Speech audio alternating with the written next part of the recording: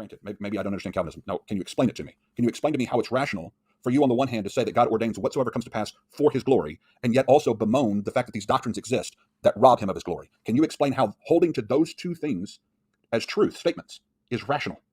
I'll listen. I will gladly listen. I will give you time. I'll give you airtime if a Calvinist can explain how a doctrinal system was ordained by God to rob him of his glory in order for him to get glory. Please explain it. Calvinists are not saying that sin in and of itself glorifies God, right? I don't know how anybody could come away thinking that. I don't know of any Calvinists that have said that. If they have, shame on them. It's a blasphemous statement. Sin, by definition, is, I'm perfectly fine with the phrase, robbing God of his glory. Yes, that's exactly what sin does, right?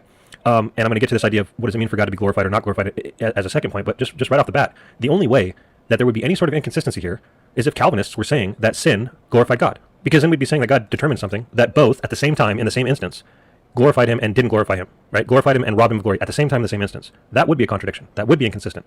But that is most obviously not what Calvinists are saying, right? When we say that God has determined all things for his glory, right? There's an understanding there that we mean what Paul meant in Romans 11:36, right? From him and through him or to him are all things, yes, all things.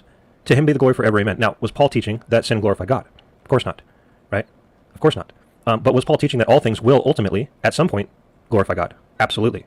And that's the obvious key here, right? We're not saying that God is being robbed of glory and glorified at the same time. We're not saying sin glorifies God in and of itself. But what we are saying is that God can determine sinful actions, and that those sinful actions will later on down the road result in God being glorified. In fact, that is the entire point of the context of Romans 11. Romans 11 is about the disobedience of Israel, right? Obviously, in verse 32, Paul says that God himself consigned them all to disobedience, that he might show mercy on all. Now, we can argue the extent of the word all later on, but the point is that God had a purpose in their disobedience. God had a purpose in their sinful actions. God had a purpose in the things that robbed him of glory, and that purpose was his eventual glorification and the salvation of sinners. And he concludes the chapter, therefore, by saying that from God and through God and to God are all things, even the disobedience of Israel, and yet says, to him be the glory forever, amen. Not just be honest about it. Was he teaching that their disobedience glorified God?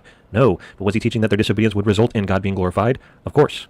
And the most obvious, I thought this was like all Christians understood this, right? I thought it was basic Christian belief that yes, God has brought about things that don't glorify him so that he can be glorified in particular ways.